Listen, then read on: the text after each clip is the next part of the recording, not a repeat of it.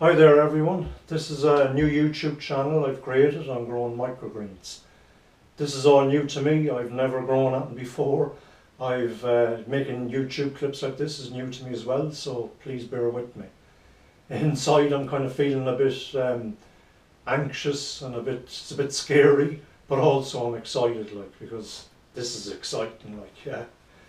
So there's a few main reasons why I'm doing this. Suppose number one, I'm growing these for myself and for my family to give us nutrient dense food to eat. Number two, it's content for other people so they can look up growing microgreens if they're getting new into it and they want to find out a few of the A, B's and C's. Not that I know them all because it's new to me, these are trials. Number three, there's other YouTubers out there that have got channels already and they're growing these microgreens for years, so they know nearly everything there is to know about them.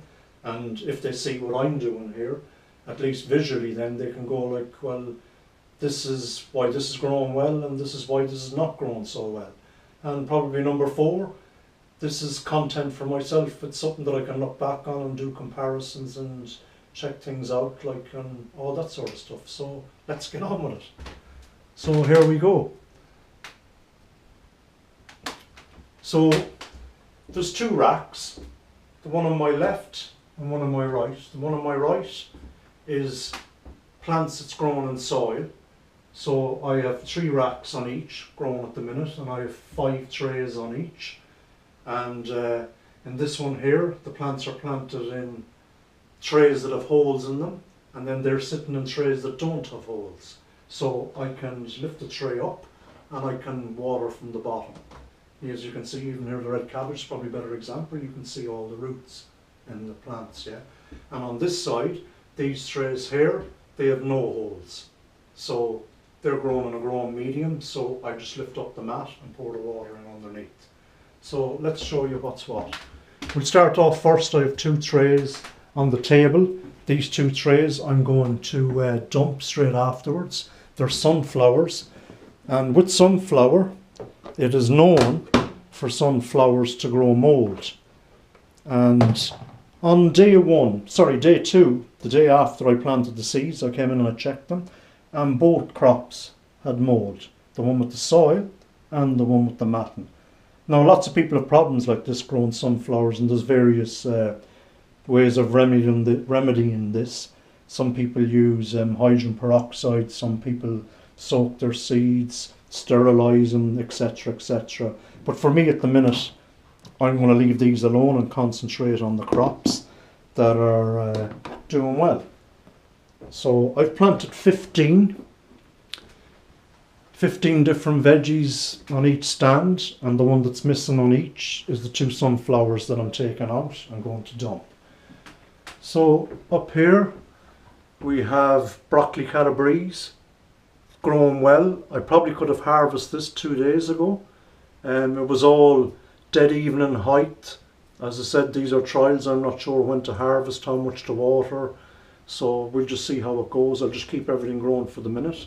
This is rocket, growing nicely. Beautiful colour of beetroot. People seem to have problems with this, and I don't think a lot of people grow it. Because as you can see, the seed heads comes up with the leaves as it's grown. So we'll just see what happens. And this is red cabbage. I probably could have harvested this 2 or 3 days ago. It hasn't grown much in the last 2 or 3 days, so we'll see what happens again. Fine leaf crest, I could have harvested this probably on day 4. On day 5 when I come in, there was a yellowish tinge on the leaves, but the day before that everything was uniform in height and was growing perfectly. So this is red kohlrabi, very happy with that.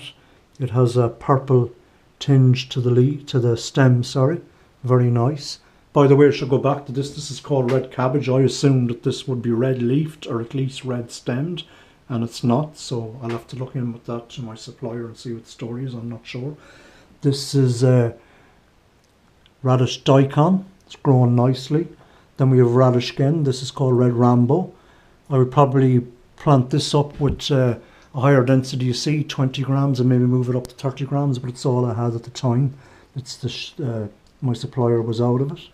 This is Tuscany kale, growing very well, and mustard crest. This is growing very well too, look, very nice. Now my peas, This is planted, I should have said this, everything has been planted on this rack 9 days ago, and they're just starting to come through. Now there can be many different reasons for this, as a lot of people grow these peas, maybe sunflowers, radishes would be their main crops, and they usually stack them 4 or 5 trays on top of each other, and I think the weight helps them to germinate faster and come through. But at the minute these are trials, so I'm just going to try everything right from the very beginning to the end. This is dill, and by the way, this bottom rack here on this these trays were just uncovered today. This is wheatgrass, and this is fennel. I uncovered the second tray probably on day 5 or 6, which is these ones, and then on the top I uncovered all of these, apart from the beetroot, was probably day 4 or day 5. Now on the other rack, I'll go down to the beetroot actually, because it's probably the best one. You can see the growing medium a lot better. It's basically a fibre type felt. It's 5 mil deep, and as you can see, there's no holes in the bottom. I can water these, lift up the mat and water them from underneath. But everything is a lot slower, way slower than what I was getting in the soil. This is broccoli calabrese. This is the rocket. This is fine-leafed crest. This is daikon radish, red rambo radish, mustard crest, red cabbage. This is red kohlrabi, just uncovered today on day 7. This is Tuscany kale, the beetroot, calabrese, and rocket. And then down here again we have dill, peas, wheatgrass, fennel, not ready to be uncovered yet, still germinating. So I'll probably abandon the felt for the minute and make use out of this second rack here, and I'll grow the equivalent again on both racks, but both in soil, and I'll do a different method in both. I'll probably, sorry, I should be facing the camera to me now at this stage. I'll probably do 2 more trials again. I'll keep going on 2s on this rack here. I'll do with soil on this rack. As I said, I'll change to soil now, do the exact same as this, but I'll do 2 different methods. I'll either plant a higher or lower density seed in one or the other, or longer or shorter lighting, or more or less watering. We'll just see how it goes. So that's it for now. Thanks very much for watching, and have a good day. Appreciate your time. Also, please like, share, subscribe. It'll be much appreciated. Thank you.